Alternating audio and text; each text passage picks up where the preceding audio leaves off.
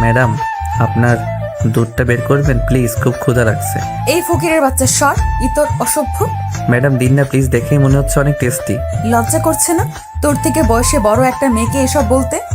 লজ্জার কি আছে?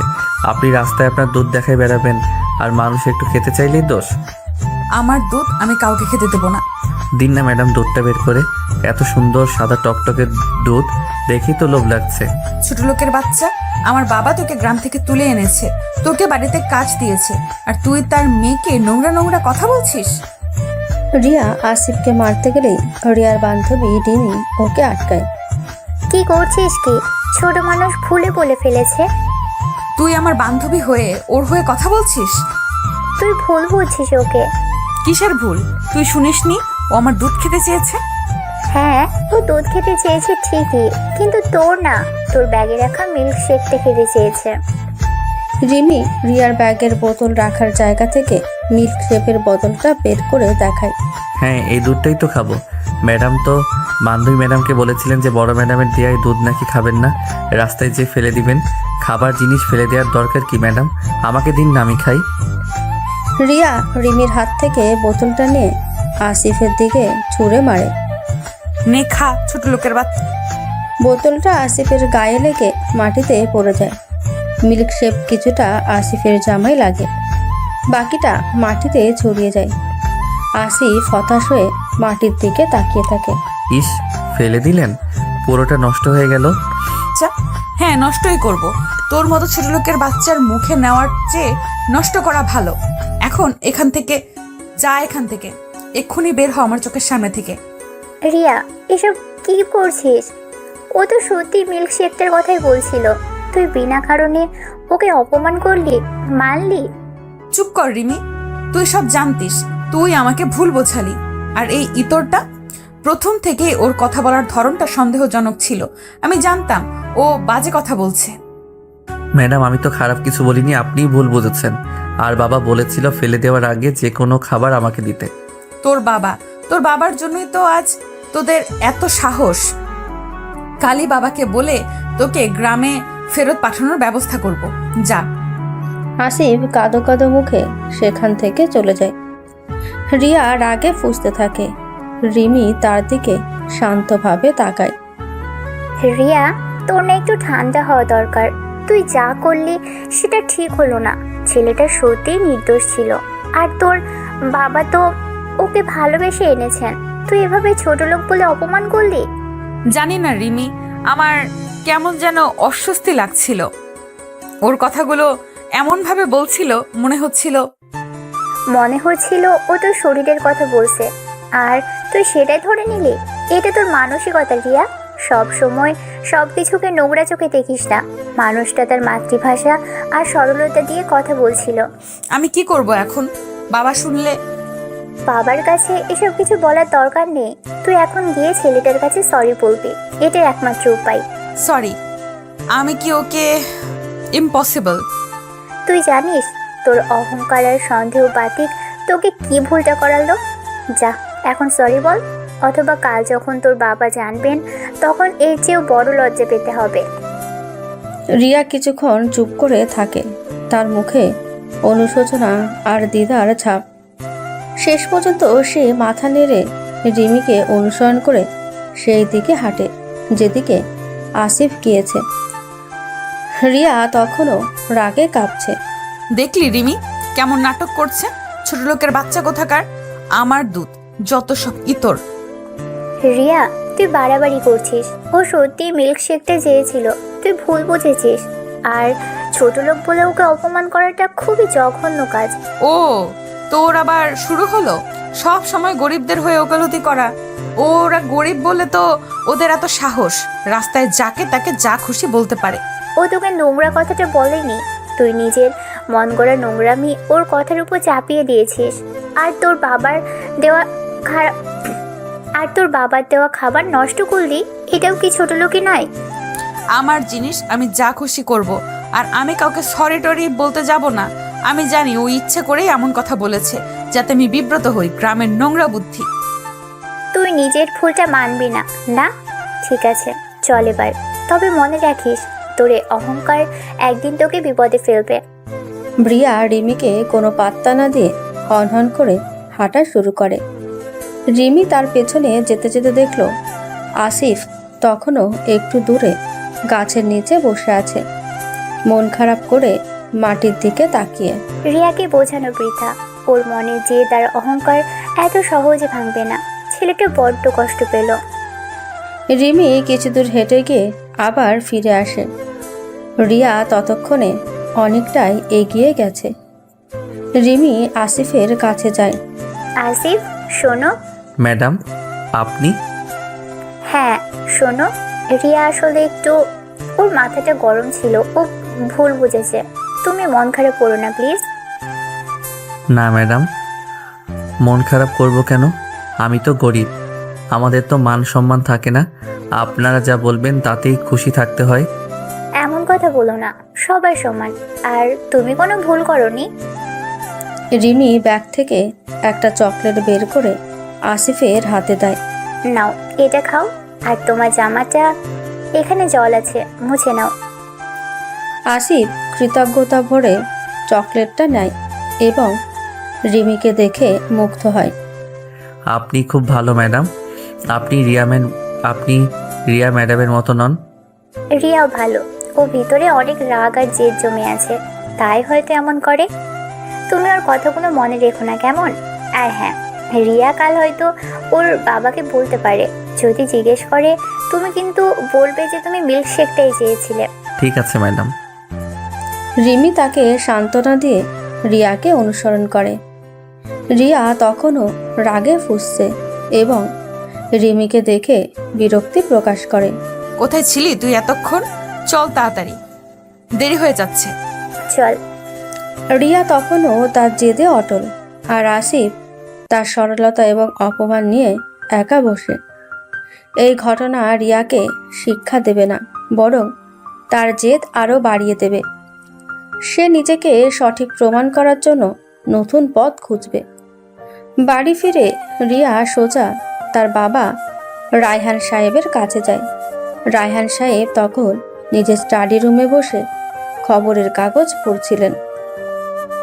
বাবা তুমি শোনো তো, ওই আসিফ যাকে তুমি গ্রাম থেকে নিয়ে এসেছো, সে আমার সাথে কি করেছে? চশমার ফাঁক দিয়ে তাকান। কি হয়েছে মা? শান্ত হয়ে বলো। ও আজ আমাকে একটু ইতস্তত করে আসল কথাটা এড়িয়ে গিয়ে। ও আমাকে এমন কিছু কথা বলেছে বাবা, খুব নোংরা কথা। আমার মাথা খারাপ হয়ে যাচ্ছে। ও আমার মিল্কশেকটা চেয়েছিল, কিন্তু এমনভাবে চেয়েছিল যেন যেন যেন কি মা?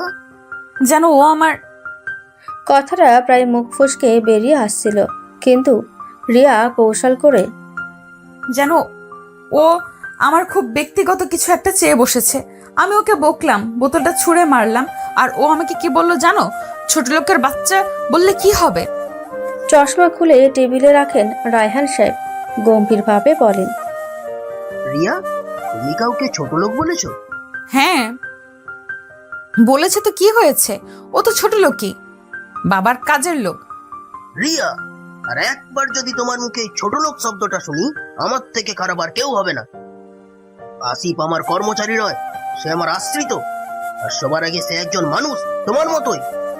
মানুষ? ইস বাবা, তুমি কেন সবসময় ওদের পক্ষে কথা বলো? ওরা গরিব, নোংরা, অশিক্ষিত। ওদের সাহস দেখেছো? তোমার মেয়েকে আজও কি অপমানটাই না করেছে। আসিফ তোমার কি অপমান করেছে সেটা যদি স্পষ্ট করে না বলো, তবে আমি ধরে নেব দোষটা তোমারই ছিল। আর মিল্ক শেকের ব্যাপারটা রিমি আমাকে বলেছে। রিমি, ও আমার বান্ধবী হয়ে ওর পক্ষ নিচ্ছে, তুমিও নিচ্ছ কেন? কারণ সত্য সব সময় বড়লোকই বা গরিবানা মানে না। শোনো মা, আজ তুমি যে বাড়িতে আছো, যে পোশাকটা পরে আছো, তার দাম হয়তো আসিফের সারা জীবনের উপার্জনের চেয়ে বেশি। কিন্তু একটা কথা মনে রাখবে, টাকা দিয়ে মানুষ মাপা যায় না। আমি মানবো না। শোনো, এই যে তোমার অহংকার, এটা তোমাকে অন্ধ করে দিয়েছে। গরিবেরা কি? তারা তোমার মতোই মানুষ। তাদেরও খিদে পায়, হাসি কান্না আছে। তারা তোমার মতো এসি গাড়িতে ঘোরে না, রিক্সা চালায়। তারা তোমার মতো দামি খাবার খায় না, নুন ভাত খায়। কিন্তু তারা চুরি করে না, কারো ক্ষতি করে না। তারা কঠোর পরিশ্রম করে বাঁচে, বুঝলে? আর সেই পরিশ্রমের ফলটা তো আমি নিচ্ছি না। তুমি এক হবে না, তবে সম্মান তো দিতে শিখবে।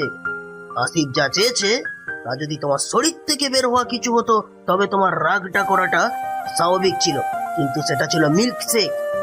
তার সরলতা তুমি বুঝতে পারোনি, কারণ তোমার মনটা অহংকারে ভরা। না, ও ইচ্ছে করেই ওই নোংরা কথাটা বলেছিল। আর তুমি যদি ওকে না তাড়িয়ে দাও তাহলে আমি কাল থেকে ওর সাথে কথাই বলবো না। এটাই তোমার সমস্যা রিয়া, তুমি মানতেই চাও না যে তুমি ভুল। আসিফ কোথাও যাবে না, বরং তোমার নিজের চিন্তা ভাবনা পাল্টানো দরকার। গরিবেরা তোমার দাস নয়, তোমার ভাই বোন বা বন্ধু হতে পারে। মানুষের ভেতরের মূল্যটা বোঝার চেষ্টা করো। রিয়া রাগে ফুঁসতে ফুঁসতে ঘর থেকে বেরিয়ে যায়। তার বাবা সব কথা তার বাম কানে ঢুকলেও ডান কান দিয়ে বেরিয়ে যায়। তার জেদ আরও কয়েক গুণ বেড়ে গেল। রায়হান সাহেব হতাশ হয়ে টেবিলের দিকে তাকিয়ে রইলেন। তিনি জানেন তার মেয়েকে বোঝানো সহজ নয়। বাবার কথায় রিয়া শান্ত হওয়ার বদলে আরও জেদি হয়ে উঠল। সে মনস্থির করল আসিফকে এমন শিক্ষা দেবে যাতে সে আর কোনোদিন তার মুখের ওপর কথা বলার সাহস না পায়, বা তার বাবাকেও যেন কোনোদিন তার বিপক্ষে যেতে না হয়। পরের দিন সকালে রিয়া তার মাকে না জানিয়ে আসিফের জামা কাপড়ের ট্রাঙ্কের কাছে গেল। আসিফ তখন বাগানে কাজ করছিল। রিয়া চটজলদি তার ট্রাঙ্কের ভেতরে থাকা নতুন দুটি শার্ট এবং একমাত্র ভালো প্যান্টটি বের করে নিল। সেগুলো নিয়ে সে সোজা বাড়ির পিছনে যেখানে পুরনো জিনিস পোড়ানো হয় সেখানে গিয়ে আগুনে ফেলে দিল। কিছুক্ষণের মধ্যেই আসিফের জামা কাপড়গুলো উড়ে ছাই হয়ে গেল। রিয়া এক কোণে লুকিয়ে সবটা দেখল। তার মুখে এক পৈশাচিক হাসি। এবার বুঝবি আমার সাথে লাগলে কি হয়। বাবা আমাকে যা খুশি বলুক, আমি তোকে থাকতে দেব না। দুপুরে কাজ শেষে আসিফ যখন স্নান করে এসে জামা কাপড় পাল্টাতে গেল তখন দেখল তার ট্রাঙ্ক ফাঁকা। তার নতুন শার্টগুলো নেই। হতভম্ব হয়ে সে চারিদিকে খুঁজতে লাগলো। তার চোখ জলে ভরে উঠল, কারণ ওই কাপড়গুলো ছিল তার বাবা মায়ের দেওয়া শেষ উপহার। কই গেল আমার জামাগুলো? আসিফ জানে না যে এটা রিয়া করেছে। সে ভয়ে ভয়ে রায়হান সাহেবকে জানালেই রায়হান সাহেব অবশ্য বুঝতে পারলেন এ কার কাজ হতে পারে, কিন্তু তিনি মেয়ের বাড়াবাড়ি দেখে আপাতত চুপ রইলেন। তিনি আসিফকে নতুন কিছু জামা কাপড় কিনে দিলেন, তবে আসিফের মন থেকে সেই কষ্ট দূর হলো না। কদিন পর রিয়া কলেজে গেল। তার রাগের রেশ এখনো কাটেনি। ক্লাসের শেষে রিয়া যখন তার বন্ধুদের সাথে করিডোর দিয়ে যাচ্ছিল তখন একটা ছেলে তার পথ আটকালো। ছেলেটা কলেজের দ্বিতীয় বর্ষের ছাত্র, নাম অমিত। সে দেখতে বেশ স্মার্ট এবং ধনী পরিবারের ছেলে। হে রিয়া, কেমন আছো? তোমার জন্য একটা জিনিস এনেছিলাম। অমিত একটা দামি চকলেটের বাক্স রিয়ার দিকে বাড়িয়ে দিল। তুমি কে আর আমাকে এসব দিচ্ছ কেন? আমি অমিত, তোমার সিনিয়র। তোমাকে দেখে আমার প্রথম দিনেই দারুণ লেগেছে। তুমি তো কলেজের রানী, তাই ভাবলাম রানীর জন্য তো রাজুকে উপহার চাই। রিয়া, ও অমিত, শুনেছি খুব বাজে ছেলে, সবার সাথে ফ্লার্ট করে। অমিতের দিকে অহংকারী দৃষ্টিতে তাকিয়ে। আমি কলেজের রানী কিনা সেটা জানার জন্য তোমার কোনো উপহারের দরকার নেই, আর আমার এসব ফালতু জিনিস পছন্দ নয়। রিয়া অমিতের হাত থেকে চকলেটের বাক্সটা নিয়ে করিডোরের ডাস্টবিনে ছুঁড়ে ফেলে দিল। এটা কি করলে? তুমি এত অহংকারী কেন? অহংকার নয়, আত্মসম্মান। আমি তোমার মতো ফালতু ছেলেদের পাত্তা দেই না। আর শোনো, আমাকে আর ফোন করার চেষ্টা করবে না। রিয়া তার বান্ধবীদের নিয়ে চলে গেল। অমিত অপমানিত হয়েও এক অদ্ভুত হাসি হাসল। বাহ, এই মেয়েটা তো অন্যরকম। এর জেদটা আমার পছন্দ হলো। একে আমার চাই।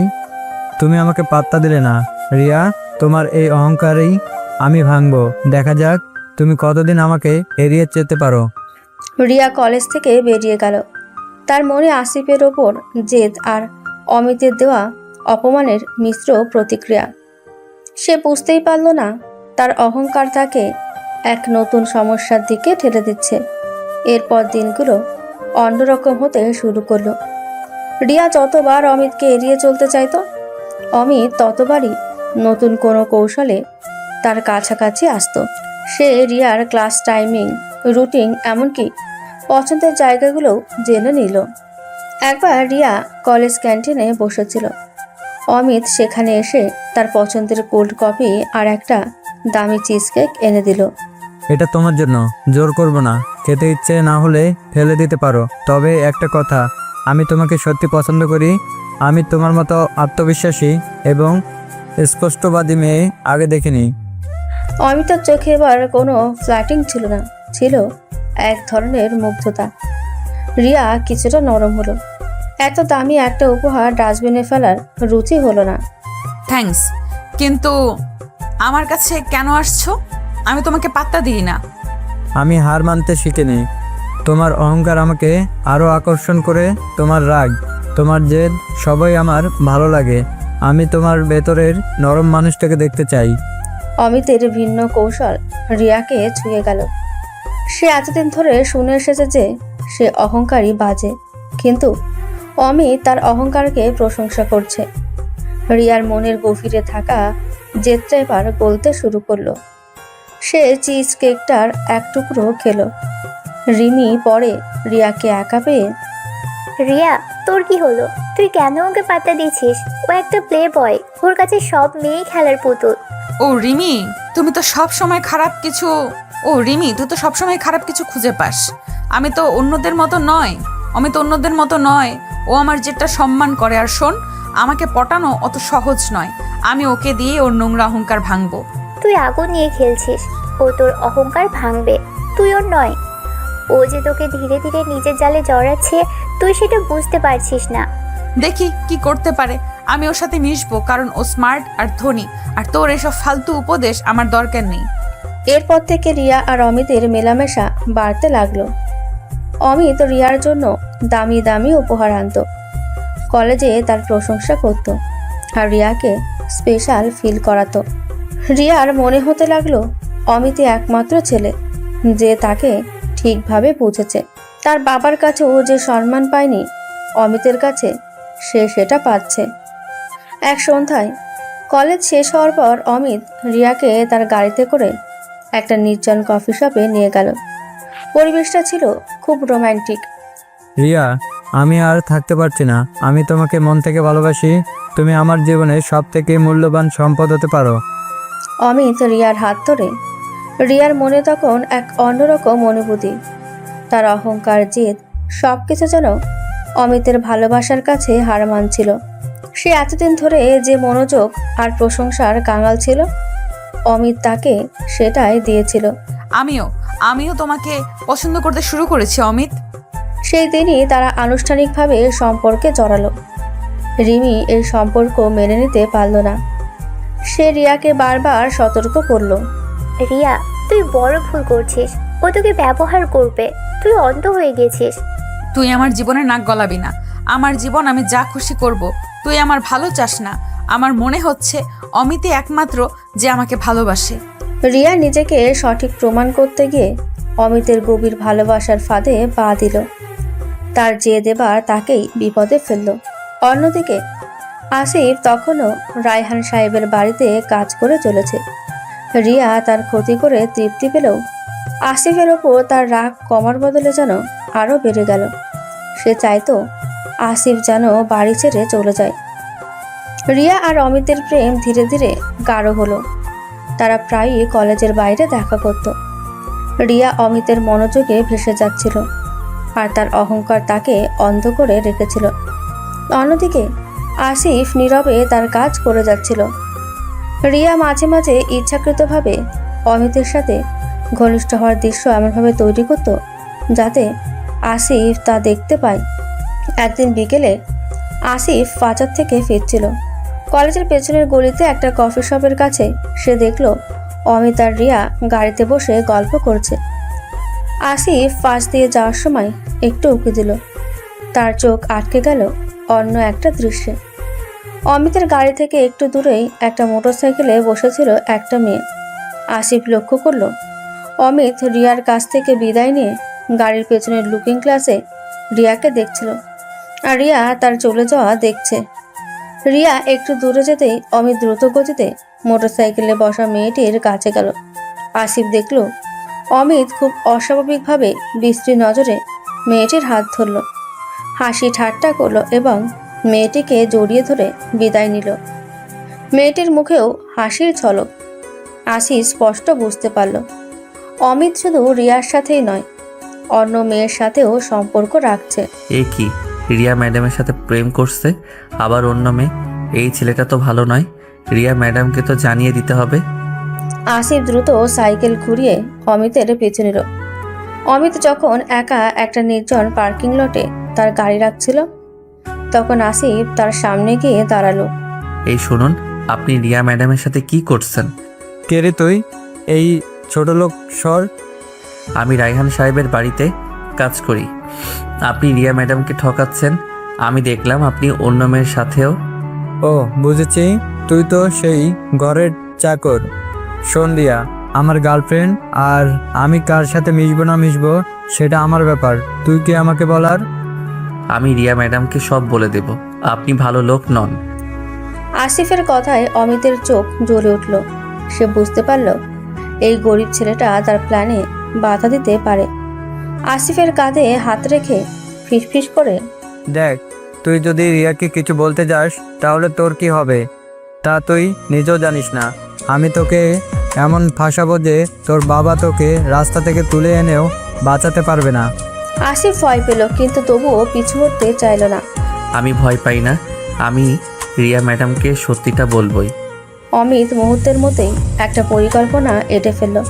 সে জানে রিয়া কতটা অহংকারী আর জেদি, আর রিয়া তার কথা সহজে বিশ্বাস করবে না এবং আসিফকে মিথ্যাবাদী প্রমাণ করা সহজ হবে। পরের দিন অমিত রিয়াকে নিয়ে একটা রেস্টুরেন্টে গেল, দুঃখী হওয়ার ভান করে। রিয়া, আমার খুব খারাপ লাগছে। কাল তোমার বাড়ির ওই আসিফ নামের ছেলেটা। কি করেছে ও? আবার কোনো নোংরামি? ও কাল আমাকে হুমকি দিয়েছিল, বলেছিল আমি নাকি তোমার যোগ্য নই, আর তোমার বাবা নাকি আমাদের সম্পর্কের কথা জানতে পারলে আমাকে বাড়ি থেকে বের করে দিবে। ও আরও বলল যে তুমি নাকি ওকে পছন্দ করো, আর আমাদের সম্পর্কটাও ও মেনে নিতে পারছে না। রিয়া হতবাক, তারপর রাগে ফুঁসতে থাকে। কি এত বড় সাহস আমার নামে এসব মিথ্যে কথা? আমার সাথে আমার বাবার কাছেও আমার নামে বদনাম করার হুমকি দিয়েছে। হ্যাঁ রিয়া, আমি বুঝতে পারছি না ও কেন এমন করছে। আমার মনে হয় ও তোমার বাবার কাছে আমার ইমেজ খারাপ করতে চাইছে, যাতে তুমি আর আমি আলাদা হয়ে যাই। তোমার বাবা তো ওকে খুব বিশ্বাস করেন। রিয়া অমিতের কথাগুলো অন্ধের মতো বিশ্বাস করলো। তার পুরনো রাগ আর নতুন প্রেম তাকে বাস্তব থেকে দূরে সরিয়ে দিল। রিয়া মনে করলো আসিফ ইচ্ছে করে তার সুখ সহ্য করতে পারছে না। জেদের সাথে রিয়া বলল, তুমি ভেবো না অমিত, আমি ওকে দেখে নেব। ও আমাকে আর তোমাকে আলাদা করতে পারবে না। আমি এক্ষুনি বাবার কাছে যাব আর ওকে বাড়ি থেকে দূর করার ব্যবস্থা করব। রিয়া রেস্টুরেন্ট থেকে বেরিয়ে সোজা বাড়ি ছুটল। আসিফ তখন একটা ফুলের টবে জল দিচ্ছিল। রিয়া তীব্র আক্রোশে তার দিকে এগিয়ে গেল। এ শোন, তোর এত সাহস, আমার আর অমিতের নামে বাবার কাছে মিথ্যা নালিশ করার হুমকি দিচ্ছিস, আর আমার নামে বলছিস যে আমি নাকি তোকে পছন্দ করি। তুই নিজেকে কি ভাবিস? ম্যাডাম, আমি তো শুধু অমিত সাহেবকে বলছিলাম যে সে। চুপ কর। তোর মতো গরিবের বাচ্চা কোনো দিন আমার চোখেও পড়বে না। তুই শুধু আমার জীবনটা নষ্ট করতে চাস। আমার বাবার কাছে গিয়ে সব বলবো। কালকের মধ্যে তোকে এই বাড়ি থেকে বের হতে হবে। আসিফ বুঝতে পারল অমিতের পাত্তা ফাঁদে সে ফেসে গেছে। রিয়া তার কোনো কথাই শুনবে না। তার চোখ ছলছল করে উঠল। রিয়া ম্যাডাম, আপনার আজ অনেক টাকা, অহংকার আর ক্ষমতা। আপনি আমাকে রাজমহল থেকে রাস্তায় নামাতে চাইছেন, নামান, কিন্তু একটা কথা মনে রাখবেন। আসিফ তীব্র দৃষ্টিতে রিয়াকে দেখল।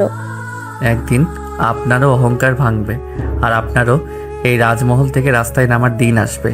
গরিবদের অভিশাপ সহজে লাগে না, কিন্তু যখন লাগে তখন সব কেড়ে নেয়। আসিফের এই অভিশাপ রিয়াকে কাঁপিয়ে দিল, কিন্তু তার জেদ সেই ভয়কে মুহূর্তেই ঢেকে দিল। রিয়া রাগে অন্ধ হয়ে তার বাবার দিকে ছুটল। অমিতের চাল সফল হলো। আসিফ রায়হান সাহেবের চোখে খারাপ হওয়ার দ্বার প্রান্তে, আর রিয়া তার নিজের পায়ে কুড়াল মারল। রিয়া তার বাবার কাছে গিয়ে আসিফের বিরুদ্ধে অমিতের শেখানো মিথ্যা অভিযোগগুলো এমনভাবে উপস্থাপন করলো যে রায়হান সাহেব দ্বিধায় পড়ে গেলেন। তিনি মেয়েকে বিশ্বাস করবেন নাকি এতদিন ধরে বিশ্বস্ত আসিফকে? এই নিয়ে তার মনে দ্বন্দ্ব চলল। তবে রায়হান সাহেব আপাতত আসিফকে কিছু বললেন না, শুধু রিয়াকে বোঝালেন যে প্রমাণ ছাড়া কাউকে দোষী বলা উচিত নয়। রিয়া এতে আরও জেদি হয়ে উঠল। পরের দিন ছিল অমিতের জন্মদিন। সকাল থেকে অমিত রিয়াকে নানান দামি উপহারে ভরিয়ে দিল। রিয়া নিজেকে স্পেশাল মনে করতে শুরু করলো, আর আসিফের অভিশাপের কথা পুরোপুরি ভুলে গেল। বিকেলে অমিত রিয়াকে ফোন করে। রিয়া, আজ আমার জন্মদিন, আমি তোমার সাথে একটু একা সময় কাটাতে চাই। একটা খুব স্পেশাল সারপ্রাইজ আছে তোমার জন্য। কোথায়? আমার মামার একটা ফ্ল্যাট আছে, ওই কলেজের থেকে কাছেই, এখন খালি থাকে। সেখানে একটা ছোটোখাটো আয়োজন করেছি। শুধু তোমার আর আমার জন্য, কেউ থাকবে না, প্লিজ আসো। রিমি বারবার রিয়াকে অমিতের সাথে একা যেতে নিষেধ করেছিল। রিয়া, তুই বুঝছিস না কেন? ও তোকে খালি ফ্ল্যাটে কেন ডাকছে? ওর মতলব খারাপ, তুই যাস না প্লিজ। আজও জন্মদিন, ও যদি তোকে সত্যিই ভালোবাসে তাহলে সবাই মিলে সেলিব্রেট করুক। তোর কেন এত সমস্যা? অমিত আমাকে ভালোবাসে আর ও আমাকে স্পেশাল ফিল করাতে চায়। তুই যা, তোর ইচ্ছা হচ্ছে, আমি যাবই। রিয়া তার বান্ধবীর কথা উপেক্ষা করে অমিতের ঠিকানায় পৌঁছালো। ফ্ল্যাটটা দেখতে বেশ বিলাসবহুল, কিন্তু পুরো খালি। চারিদিকে শুধু অল্প কিছু জন্মদিনের সজ্জা। চারিদিকে তাকিয়ে, কোথায় সবাই? তুমি না বললে আয়োজন করেছো? দরজা বন্ধ করে তালা লাগাতে লাগাতে, শুধু আমি আর তুমি রিয়া, এটাই তো আমার আসল সারপ্রাইজ। অমিতের চোখে এবার আর সেই মুগ্ধতা ছিল না, ছিল এক ঠান্ডা হিংস্র দৃষ্টি। রিয়া প্রথমবার একটু ভয় পেল। দরজা বন্ধ করলে কেন? রিয়ার দিকে এগিয়ে আসতে আসতে, আর কেন, আজ আমার জন্মদিন, আর আমার জন্মদিনের সেরা উপহার তো তুমিই হবে রিয়া। তোমার ওই অহংকার, তোমার এই জেদ, আজ আমি সব ভাঙবো। কি বলছো তুমি এসব? অমিত, কি ভাবছিলে আমি তোমার মতো অহংকারী ধনী মেয়েকে মন থেকে ভালোবাসি? হ্যাঁ, তোমার মতো 10টা মেয়ে আমার পেছনে ঘোরে। তুমি আমাকে প্রথমে অপমান করেছিলে, তাই আমার জেদ চেপে গিয়েছিল। তোমাকে পটানোটা আমার একটা চ্যালেঞ্জ ছিল। অমিতের কথাগুলো শুনে রিয়ার মাথায় আকাশ ভেঙে পড়ল। তার সারা শরীর কাঁপতে শুরু করলো। আসিফের অভিশাপের কথা তার মনে পড়ল। তুমি মিথ্যা বলেছো। অবশ্যই, তোমার মতো ইগোভর্তি মেয়েদের পটাতে গেলে একটু অভিনয় তো করতেই হয়। আর কখন? অমিত জোর করে রিয়ার হাত ধরল। এখন আমার খেলার পালা। আজ তোমার অহংকারটা আমি পায়ে মিশে দিব। রিয়া নিজেকে ছাড়ানোর জন্য প্রাণপণ চেষ্টা করতে লাগলো। সে চিৎকার করার চেষ্টা করলো, কিন্তু অমিত তাকে চেপে ধরল। ছাড়ো আমাকে অমিত, রিমি ঠিক বলেছিল। বাবা বাঁচাও আমাকে। কেউ নেই রিয়া, তোমার অহংকারের রাজমহল আজ ভাঙতে চলেছে। আজ তোমার সব অহংকার আমি শুষে নিব। রিয়া বুঝতে পারল তার জীবনের সবচেয়ে বড় বিপদ আসন্ন। তার অহংকার তাকে আজ এই নরকের মুখে এনে দাঁড় করিয়েছে। যে আসিফকে সে ছোট লোক বলে অপমান করেছিল, তার সরল সতর্কতাই ছিল একমাত্র সত্যি। কিন্তু অহংকারের বশবর্তী হয়ে সে নিজের বিপদ নিজেই ডেকে আনল। ফ্ল্যাটের নীরবতা রিয়ার অসহায় কান্নার শব্দে ভরে উঠল। রিমি অমিতের অভিসন্ধি বুঝতে পেরে আর রিয়াকে একা ফ্লাইটে যেতে দেখে ভয়ে কাঁপতে কাঁপতে দ্রুত ফোন করলো। প্রথমে এসে রায়হান সাহেবকে পুরো ঘটনাটা জানালো। মেয়ের বিপদের কথা শুনে রায়হান সাহেব আর এক মুহূর্ত দেরি করলেন না। সঙ্গে সঙ্গেই পুলিশ নিয়ে ফ্লাইটের ঠিকানায় রওনা হলেন। এরপর রিমি রায়হান সাহেবের বাড়ির ল্যান্ডলাইনে ফোন করে কাঁপা গলায় আসিফকে সব খুলে বলল। আসিফ, তাড়াতাড়ি যাও, রিয়া বিপদে পড়েছে। আমি তোকে একা একটা ফ্লাইটে ডেকে, প্লিজ তুমি যাও। অ্যাড্রেসটা আমি তোমাকে মেসেজ করে দিচ্ছি। আসিফের মনে রিয়ার প্রতি ঘৃণা থাকলেও রিমি আর রায়হান সাহেবের দয়া তার মনে ছিল। তাছাড়া সে নিজে চোখে অমিতের প্রতারণা দেখেছে। এক মুহূর্ত দেরি না করে সে দ্রুত সাইকেল নিয়ে ফ্লাইটের দিকে ছুটল। আসিফ যখন ফ্ল্যাটটির সামনে পৌঁছালো, তখন ভেতরের দরজাটা হালকাভাবে ভেজানো ছিল। সে দরজায় ধাক্কা দিতেই তা খুলে গেল। ভেতরে ঢুকে সে দেখল মেঝেতে পড়ে থাকা রিয়াকে অমিত চাপটে ধরে আছে এবং রিয়া প্রাণপণে নিজেকে ছাড়ানোর চেষ্টা করছে। অমিত, ছাড়ুন ওকে। অমিত আসিফকে দেখে হতবাক। সে কল্পনাও করেনি যে এই ছোট লোক চাকর সবার আগে এখানে এসে পৌঁছাবে। রাগে অন্ধ হয়ে আসিফ তার গ্রাম্য শক্তিতে ঝাঁপিয়ে পড়ল অমিতের ওপর। অমিত শুধুমাত্র দামি জামাকাপড় পরা একটা প্লেবয়। আসিফের অপ্রত্যাশিত আক্রমণের কাছে দাঁড়াতেই পারল না। আসিফ তাকে এলোপাথারি কিলঘুষি মারতে শুরু করলো। মার খেয়ে অমিত বুঝে গেল এখানে থাকা নিরাপদ নয়। সে দ্রুত নিজেকে ছাড়িয়ে নিয়ে ফ্ল্যাটের পেছনের সিঁড়ি দিয়ে পালিয়ে গেল। অমিত পালাতেই রিয়া ভয়ে আর অপমানে পাথরের মতো বসে রইল। তার দামি পোশাক ছিন্ন ভিন্ন, সে অর্থনগ্ন। তার চোখে তখন কোনো জেদ নেই, শুধু এক হিমশীতল আতঙ্ক। জীবনের সবচেয়ে বড় বিপদের মুহূর্তে তার সব অহংকার, সমস্ত দেমাগ ভেঙে চুরমার হয়ে গেল।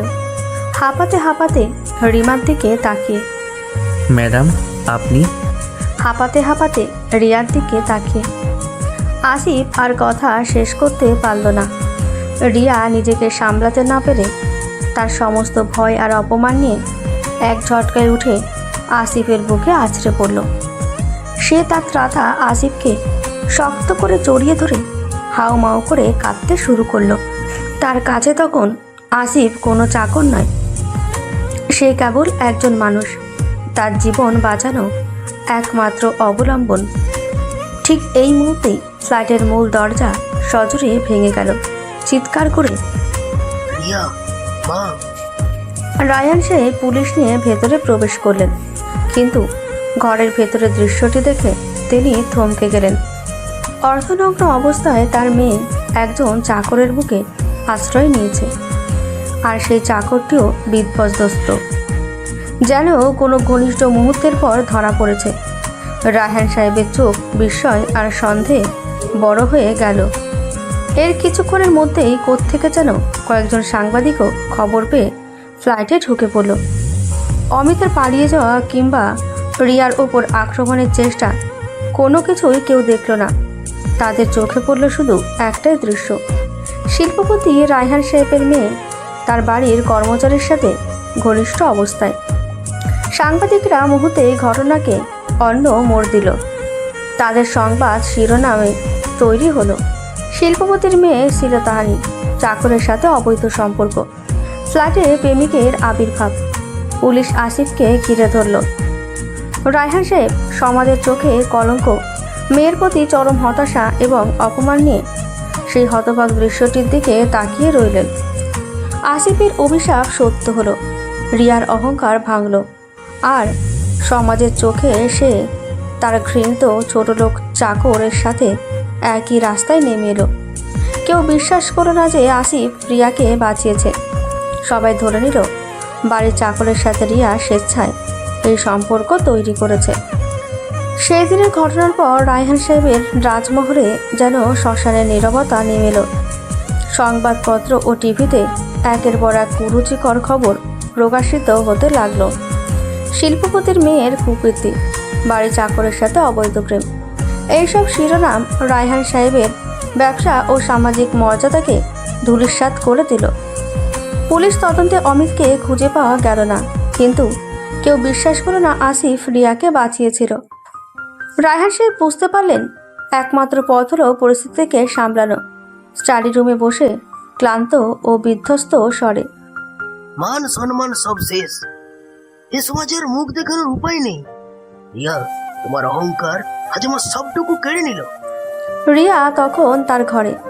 দিনের আলোয়ও সে নিজেকে লুকানোর চেষ্টা করছে। তার জেদ, তার অহংকার সব ভেঙে চুরমার হয়ে গেছে। সে এখন কেবল একজন ভয় পাওয়া লজ্জিত মেয়ে। সে জানে তার বাবার দিকে এখন আর তার তাকানোর মতো সাহস তার নেই। এক কাজ করতে হবে, এটাই একমাত্র রাস্তা। এই কলঙ্ক দূর করার আর কোনো উপায় নেই। রায়হান সাহেব আসিফকে তার সামনে ডাকলেন। আসিফ যে এখনো হতবাক, সে কেন এমন বিপদে পড়ল? সে তো শুধু রিয়াকে বাঁচাতে গিয়েছিল। আসিফের দিকে কঠোর দৃষ্টিতে তাকিয়ে, সবাই যা রুটিয়েছে আমি জানি আর পুরোটাই সত্য নয়, কিন্তু সমাজ সেটাই বিশ্বাস করবে যা তারা দেখেছে। আমার কোনো উপায় নেই, আমার আর আমার পরিবারের সম্মান রক্ষা করতেই হবে। নীরবে মাথা নিচু করে সাহেব, আমি রিয়া ম্যাডামকে আসিফের কথা থামিয়ে চুপ, এখন আর কোনো কথা নয়। আমি সিদ্ধান্ত নিয়েছি, তোমরা বিয়ে করবে। আসিফ চমকে ওঠে। রিয়া ম্যাডামের সাথে বিয়ে? যে তাকে ছোটলোক বলে অপমান করত, যার অভিশাপে তার জামা কাপড় পুড়িয়ে দেওয়া হয়েছিল। কাপা কাপা স্বরে সে কি বলছেন সাহেব? আমি তো আপনার আমার কর্মচারী, তাই তো? কিন্তু এখন তুমি আমার জামাই হবে। অন্তত সমাজের কাছে এটাই প্রমাণ হবে যে আমার মেয়ে কোনো অবৈধ সম্পর্ক রাখেনি। সে একজন গরিব ছেলেকে ভালোবেসেছে, যা পরে আমি মেনে নিয়েছি। এতে কিছুটা হলেও আমার মুখ বাঁচবে। আর তুমি এই বাড়ির চাকর থেকে রায়হান সাহেবের জামাই হবে। আসিফ মাথা নিচু করে রইল। তার কাছে এটা ভাগ্যের এক নির্মম পরিহাস। এদিকে বিশাল সম্পত্তির হাতছানি, অন্যদিকে রিয়ার ঘৃণা আর এই সমাজের চাপ। সে জানে এই বিয়ে তাকে সম্মান দেবে না, বরং আরো বড় এক বন্দি দশা এনে দেবে। সে নিজেকে এই অভিশাপের শিকার মনে করে, যে অভিশাপ সে রিয়াকে দিয়েছিল। এরপর রায়হান সাহেব রিয়াকে ডেকে আনলেন এক রাশ ঘৃণা নিয়ে। রিয়া, তোমার অহংকার তোমাকে এই অবস্থায় এনে দিয়েছে। এখন এর ফল ভোগ করো। কালকেই আমি তোমাদের বিয়ের ব্যবস্থা করছি। বাবা, আমি তোমার কোনো কথা আমি শুনতে চাই না। তুমি তোমার অহংকারের জন্য একজন ইতরকে বিয়ে করবে। এই তোমার শাস্তি। তোমার রাজকীয় জীবন আজ শেষ। রিয়া কোনো প্রতিবাদ করল না। তার সমস্ত দেমাগ ভেঙে গেছে। তার মনে পড়ে গেল আসিফের সেই অভিশাপের কথা। একদিন আপনারও অহংকার ভাঙবে, আর আপনারও এই রাসমহল থেকে রাস্তায় নামার দিন আসবে। রিয়া বুঝল সে এখন রাস্তায় নেমে এসেছে, কারণ সে এখন সেই ছোটলোক চাকরের স্ত্রী হতে চলেছে। পরের দিন কোনো জাঁকজমক ছাড়াই রায়হান সাহেবের বাড়িতে রিয়া আর আসিফের বিয়ে হয়ে গেল। রায়হান সাহেবের বাড়িতে সম্পূর্ণ নীরবে মুসলিম রীতির বিয়ে সম্পূর্ণ হলো। কোনো জাঁকজমক বা অতিথি সমাগম ছিল না। কাজী এলেন, আর রায়হান সাহেবের নির্দেশে দ্রুত সব আনুষ্ঠানিকতা শেষ হলো। রিয়াকে একটি সাধারণ শাড়ি পরানো হলো। তার চোখে মুখে ছিল ভীতি আর অপমান। অন্যদিকে আসিফকে পরানো হলো একটি সাধারণ পাঞ্জাবি। সে মাথা নিচু করে বসেছিল। কাজী যখন তাদের ইজাব কবুল পর্ব শুরু করলেন, রিয়া প্রথমে চুপ করে রইল। তার মনে তখন ছোটবেলার অহংকার আর ঘৃণা বাসা বেঁধে আছে। রায়হান সাহেবের কঠোর দৃষ্টি দেখে এবং নিজের অপমানের কথা ভেবে সে অবশেষে কাপা কাপা স্বরে কবুল বলল। আসিফও ধৃতা সত্ত্বেও কবুল বলে রিয়াকে স্ত্রীরূপে গ্রহণ করল। এই বিবাহ কেবল একটি সামাজিক চুক্তি নয়, রিয়া ও আসিফের জীবনের এক তিক্ত পরিণতি ছিল। হাতে গোনা কয়েকজন বিশ্বস্ত লোক ছাড়া কেউ জানল না রিয়া যে কিনা শত কোটি টাকার উত্তরাধিকারিণী, সে তার ঘৃণিত চাকরের স্ত্রী হলো।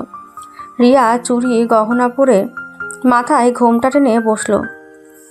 তার চোখে জল, কিন্তু সে জলে আর অহংকারের ছাপ নেই, আছে কেবল এক নিদারুণ যন্ত্রণা। আসিফ, যার স্বরে ছিল কেবল দুটো ভালোভাবে খেয়ে বাঁচার, সে আজ ধনী শিল্পপতির জামাই। তাদের দাম্পত্য জীবনের শুরু হলো ঘৃণা, ভুল বোঝাবুঝি আর এক কঠিন সামাজিক কলঙ্কের মধ্যে দিয়ে। বাসর রাত। রায়হান সাহেবের বাড়ির এক কোণে বিয়ের জন্য সামান্য সজ্জিত একটি ঘরে রিয়া আর আসিফ প্রবেশ করল। ঘরটি ফুলে ঢাকা থাকলেও সেখানে কোনো ভালোবাসার উষ্ণতা ছিল না, ছিল এক ঠান্ডা নীরবতা। রিয়া ঘরের এক কোণে দাঁড়িয়ে কাঁপছিল। আসিফ দরজা বন্ধ করে রিয়ার দিকে ফিরল। সে দেখল যে মেয়েটি তাকে সারা জীবন ঘৃণা করেছে, আজ সে তার স্ত্রী হয়ে দাঁড়িয়ে আছে। চোখে ভয় আর অপমান, গভীর ঘৃণা আর জেদ নিয়ে। আমার কাছে আসার চেষ্টা করবে না, ভুলে যেও না তোমার মতো ছোট লোকের সাথে থাকার চেয়ে মরে যাওয়া ভালো। ম্যাডাম, আপনার এই অহংকার আজও গেল না। আমি জানি এই বিয়ে আপনি মানেন না, আমিও মানি না। আপনি আমাকে বাঁচিয়েও অপদস্থ করেছেন, আর আপনার বাবা আমাকে এই রাজমহলের দাস বানিয়েছেন। দাস? হ্যাঁ, তুমি দাসী, আর সব সময় তাই থাকবে। তোমার এত সাহস কি করে হলো আমার সাথে এমন কথা বলার? তুমি কি ভেবেছো আমি তোমাকে আমার কাছে আসতে দেব? আপনার কাছে আসার কোনো ইচ্ছে আমার নেই ম্যাডাম। আমি আপনার সম্মান রক্ষা করতে গিয়েই আজ এই অবস্থার শিকার। আপনার বাবার চাপে আমি এই বিয়ে মেনেছি, কিন্তু আমি আপনার শরীর বা আপনার সম্পদের দিকে তাকিয়ে নেই। আপনি খাটে শুতে পারেন, আমি মেঝেতে শোব। আমাদের মাঝে আজকের পর থেকে আর কোনো সম্পর্ক হবে না। আপনি আপনার মতো থাকুন, আমি আমার মতো থাকব। এই সমাজের চোখে আমরা স্বামী স্ত্রী হলেও এই ঘরের ভেতরে আমরা দুটো সম্পূর্ণ অচেনা মানুষ। রিয়া আসিফের এই অপ্রত্যাশিত দৃঢ়তায় কিছুটা অবাক হলো। তার অহংকার আঘাত পেল, কারণ সে ভেবেছিল আসিফ তাকে ছোঁয়ার সুযোগ খুঁজবে। আহত অহংকার নিয়ে বেশ, ভালোই তো। আমি চাইও না তোমার মতো কেউ আমার আশেপাশে থাকুক। রিয়া দ্রুত খাটে গিয়ে শুয়ে পড়ল, নিজেকে চাদর দিয়ে পুরোপুরি ঢেকে নিল। সে কেঁপে উঠল, যদিও তার মনে সামান্য স্বস্তি এলো। আসিফ নিঃশব্দে মেঝেতে একটি পুরনো চাদর বিছিয়ে শুয়ে পড়ল। তাদের মাঝখানে রইল শুধু শূন্যতা, ঘৃণা আর তাদের ভিন্ন জীবনযাত্রার ব্যবধান। বাইরের দুনিয়ার কাছে তারা স্বামী স্ত্রী, কিন্তু সে বাসররাত তাদের সম্পর্ককে আরও বেশি বিচ্ছিন্ন করে দিল। পরের দিন সকালে রায়হান সাহেব রিয়া ও আসিফকে তার স্টাডি রুমে ডাকলেন। দুজনেই ক্লান্ত আর বিধ্বস্ত। রিয়া তখনও তার রাতের অপমানের রেশ কাটিয়ে উঠতে পারেনি, আর আসিফের চোখে ছিল অজানা ভবিষ্যতের অনিশ্চয়তা। কোনো ভূমিকা না করে সরাসরি বলেন, শোনো, আমি তোমাদের ডেকেছি একটা চূড়ান্ত সিদ্ধান্তের জন্য। এই শহরে থাকা আর সম্ভব নয়। আমার ব্যবসা, আমার সামাজিক সম্মান সব এখন এই কলঙ্কের নিচে চাপা পড়ে গেছে। কিন্তু বাবা, রিয়াকে থামিয়ে দিয়ে চুপ! এই সব তোমার জেদ আর অহংকারের ফল। এখন তার মূল্য তোমাকেই দিতে হবে। আমি তোমাদের দুজনকে এই শহর থেকে দূরে পাঠাতে চাই। কোথায় সাহেব? তোমাদের গ্রাম। আসিফ, তুমি তোমার স্ত্রীকে নিয়ে গ্রামে চলে যাবে। এই কথা শুনে রিয়া আর আসিফ দুজনেই চমকে উঠল। রিয়া, যে সারা জীবন বিলাসবহুল জীবনযাপন করেছে, সে যাবে গ্রামে? আর আসিফ, যে এই শহরকে আলোর ঝলকানি দেখেছিল, সে আবার ফিরবে অন্ধকারে? না বাবা, আমি গ্রামে যাব না। ওখানে কোনো সুযোগ সুবিধা নেই। আমি তোমার মেয়ে। এখন তুমি আসিফের স্ত্রী, আর তোমার স্বামীর ঘর সেখানে। তুমি ভাবছো আমি তোমাকে আমার চোখে দেখবো? আমার বাড়িতে থাকা মানে প্রতিদিন এই কলঙ্কে নতুন করে চিয়ে তোলা। তোমরা এখন গ্রামেই থাকবে। আমি তোমাদের জন্য সেখানে একটা ছোটখাটো থাকার ব্যবস্থা করে দেব, আর তোমার গচ্ছাদানের জন্য সামান্য একটা চাষের জমি দেব। সাহেব, আপনি যা ভালো মনে করেন। আসিফ, আমি তোমাকে বিশ্বাস করি। তুমি সরল ছেলে। আমার মেয়ে ভুল পথে গিয়েছিল, তুমি তাকে রক্ষা করতে গিয়ে এই জালের শিকার হয়েছো। এখন আমার মেয়েকে সঠিক পথে আনা তোমার দায়িত্ব। আমি আশা করি তুমি রিয়াকে বোঝাবে। বাবা, এটা কি ধরনের শাস্তি দিচ্ছ আমাকে? আমি থাকতে পারবো না ওখানে। আমি তো তোমার মেয়ে। তুমি আমার মেয়ে বলেই তো তোমাকে এই শাস্তি দিচ্ছি। যাও, সেখানে গিয়ে মানুষের জীবন কেমন হয় সেটা বোঝো। টাকা আর অহংকার দিয়ে সব কেনা যায় না। যতক্ষণ না তুমি তোমার এই অহংকার ভাঙবে, ততক্ষণ তোমরা শহরে ফিরতে পারবে না। তোমাদের খরচ আমি প্রতি মাসে পাঠিয়ে দেব, কিন্তু এর বেশি কিছু নয়। রায়হান সাহেব তার সিদ্ধান্ত জানিয়ে দিলেন। রিয়া তার বাবার পায়ে লুটিয়ে পড়ে অনেক অনুরোধ করল, কিন্তু রায়হান সাহেব অবিচল রইলেন। রিয়া যে অন্যকে ছোট লোক বলে ঘৃণা করত, আজ সে নিজে সেই ছোট লোকের সাথে তার ঘৃণিত গ্রামে যেতে বাধ্য হলো।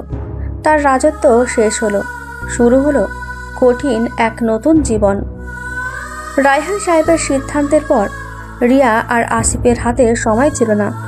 কোনো বড় আয়োজন বা প্রস্তুতি ছাড়াই রিয়াকে প্রায় এক কাপড়ে সে গ্রামমুখী হতে হলো, যেখানে সে একদিন আসিফকে ছোট লোক বলে ঘৃণা করত। রায়হান সাহেব শুধুমাত্র তাদের যাতায়াতের জন্য কিছু টাকা দিলেন, যা দিয়ে বিলাসবহুল কোনো ব্যবস্থা করা সম্ভব ছিল না। পরের দিন সকালে রিয়া তার দামি লাগেজগুলো ফেলে শুধু একটা ছোট ব্যাগ হাতে নিয়ে আসিফের সাথে বের হলো। তাদের যাত্রা শুরু হলো লোকাল বাসে। রিয়া কোনোদিন লোকাল বাসে চড়েনি। বাসের ভেতরে তীব্র গরম, অসহ্য ভিড়, আর পাশে থাকা যাত্রীদের গায়ের ঘামের উৎকট গন্ধে রিয়া বারবার বমি করার উপক্রম হলো। বিরক্তিতে মুখ বিকৃত করে উফ, কি অসহ্য, কি নোংরা এই জায়গাটা। তুমি কেন একটা ট্যাক্সি বা ভালো গাড়ির ব্যবস্থা করলে না? ম্যাডাম, বাবা যে টাকা দিয়েছেন তাতে এর চেয়ে ভালো কিছু সম্ভব নয়। এইভাবেই গ্রামের মানুষ যাতায়াত করে। আর আপনি তো এক কাপড় এসেছেন, আপনার ব্যাগও ছোট। আমরা তো ভাগ্যক্রমে বসতে পেরেছি। তোমার মতো ছোট লোককে বিয়ে করার ফল আমার জীবনটা নরক হয়ে গেল। এরপর বাস থেকে নেমে তাদের পৌঁছতে হলো এক লোকাল ট্রাকে। পণ্য বোঝায় সেই ট্রাকে কোনো বসার জায়গা ছিল না। রিয়াকে দাঁড়িয়ে থাকতে হলো। তার ট্রাকের ঝাঁকুনিতে তার শরীর প্রায় ভেঙে পড়ার জোগাড় হলো। রাস্তার ধুলো আর কাদা এসে তার মুখে মাথায় পড়ল। রিয়াকে দেখে মনে হচ্ছিল সে যেন কোনো রাজকুমারী থেকে হঠাৎ পথের ভিখারিতে পরিণত হয়েছে। কান্না ভেজা কণ্ঠে, আমি আর পারছি না, আমার শ্বাস বন্ধ হয়ে আসছে। তুমি কি ইচ্ছে করে আমাকে কষ্ট দিচ্ছ? ম্যাডাম, আপনাকে কেউ কষ্ট দিচ্ছে না, এটা বাস্তব জীবন। আপনার বাবা চেয়েছেন আপনি এই জীবন দেখুন, সহ্য করুন। এটাই আপনার নতুন ঠিকানা। দিনের শেষে যখন তারা গন্তব্যে পৌঁছালো তখন রিয়া ধুলোমাখা, বিধ্বস্ত এবং সম্পূর্ণ ক্লান্ত। তার সমস্ত অহংকার যেন এই যাত্রাপথে ভেঙে চুরমার হয়ে গিয়েছিল। সে দেখল গ্রামটা একেবারেই অনুন্নত, ছোট ছোট মাটির বাড়ি, কাঁচা রাস্তা, আর চারপাশে দারিদ্র্যের ছাপ স্পষ্ট। আসিফের ছোট মাটির দোতলা ঘরের সামনে এসে রিয়া থমকে দাঁড়ালো। এটাই তার নতুন ঠিকানা। রিয়াকে দেখে গ্রামের মানুষজন ফিসফিস করে কথা বলতে শুরু করলো। রিয়া বুঝল তার অতীত তাকে এখানেও শান্তিতে থাকতে দেবে না। তার চোখের কোণে জল জমল, কিন্তু এবার আর অহংকার নয়, সেই জল ছিল কেবলই অসহনীয় কষ্টের। তার বিলাসবহুল জীবন শেষ, শুরু হলো অস্তিত্বের লড়াই। অবশেষে রিয়া আর আসিফ গ্রামে পৌঁছালো। সূর্য তখন পশ্চিম আকাশে হেলে পড়েছে। তাদের বাড়ি পৌঁছানো শেষ অংশটুকু ছিল কাঁচা রাস্তা ধরে পায়ে হেঁটে যাওয়া। রিয়া তখনও তার অভ্যাস ছাড়তে পারেনি। পায়ে পড়েছিল 3 ইঞ্চি উঁচু হিল। ম্যাডাম, আপনার হিলটা খুলে নিন। এই রাস্তা কাঁচা, কালকে রাতের বৃষ্টিতে কাদা জমে আছে, পড়ে যাবেন। তাচ্ছিল্যের হাসি হেসে, আমি হিল পরে হাঁটি ছোটবেলা থেকে। তোমার মতো কাঁচা রাস্তায় হাঁটার অভ্যাস নেই বলে যে আমি পড়ে যাব এমনটা ভেবো না। আর শোনো, তুমি আমাকে ম্যাডাম বলবে না, আমার নাম রিয়া। আপনার যা ইচ্ছে, তবে সাবধানে। আসিফ তার ব্যাগ কাঁধে নিয়ে সাবধানে কাদা এড়িয়ে হাঁটতে শুরু করলো। রিয়া নাক কুচকে পা টিপে টিপে তার পিছু নিল। সে ভাবছিল এই কাদা তার দামি হিল নষ্ট করবে, কিন্তু সে আসিফের কাছে হার মানবে না। রিয়া সবে 2-3 পা এগিয়েছে, এমন সময় তার ডান পায়ের হিলটা নরম কাদার ভেতরে গেঁথে গেল। রিয়া সেটা টেনে তুলতে গিয়ে ভারসাম্য হারালো। সে এক মুহূর্তের জন্য শূন্যে ভাসল। তার বিলাসবহুল জীবন, তার অহংকার, সব যেন সেই মুহূর্তে শূন্যে দুলতে লাগলো। আর পর মুহূর্তেই ধপাস, রিয়া তার সমস্ত গ্ল্যামার আর অহংকার নিয়ে শটান চিত হয়ে পড়ল কাদায়। তার সুন্দর মুখটা, যেটা সবসময় অহংকারে কুঁচকে থাকতো, তাতে পুরো কাদা মাখামাখি। তার শাড়ির আঁচল, যেটা সবে সে টেনে টুনে পড়েছিল, সেটাও কাদায় ভিজে একাকার। রিয়া তখন পুরো কাদামাখা একটি জীবন্ত মূর্তির মতো। ঘুরে দাঁড়িয়ে দৃশ্যটা দেখে প্রথমে একটু থমকে গেল, তারপর মুখ চেপে হাসল। ম্যাডাম, মানে রিয়া, আমি তো বলেইছিলাম। রাগে কাঁপতে কাঁপতে কাদা মাখা হাতে উঠে দাঁড়ানোর চেষ্টা করতে করতে, এই হাসছো কেন তুমি, ছোট লোক কোথাকার? রিয়া যত নড়তে চেষ্টা করলো তত কাদা তার শরীরে মাখল। তার অবস্থা দেখে গ্রামের 2-4 জন লোক, যারা দূরে দাঁড়িয়ে ফিসফিস করছিল, তারা আর হাসি চেপে রাখতে পারল না। তারা হেসে উঠল। হাসি কোনো মতে চেপে, দাঁড়ান, আমি তুলছি। আপনি তো নিজেই প্রমাণ করে দিলেন আপনার অহংকার আপনাকে মাটিতে নামিয়ে দিয়েছে। আসুন। আসিফ তার হাত বাড়িয়ে দিল। রিয়া প্রথমে তার কাদামাখা হাতে আসিফের হাত ধরতে দ্বিধা বোধ করল, কিন্তু অন্য কোনো উপায় না দেখে সে শেষমেশ আসিফের হাত ধরে কাদা থেকে উঠে দাঁড়ালো। কাদা মাখা মুখ নিয়ে রাগে গড়গড় করতে করতে, এটা তোমার দোষ। তুমি ইচ্ছে করে আমাকে সতর্ক করেছো যাতে আমি পড়ি।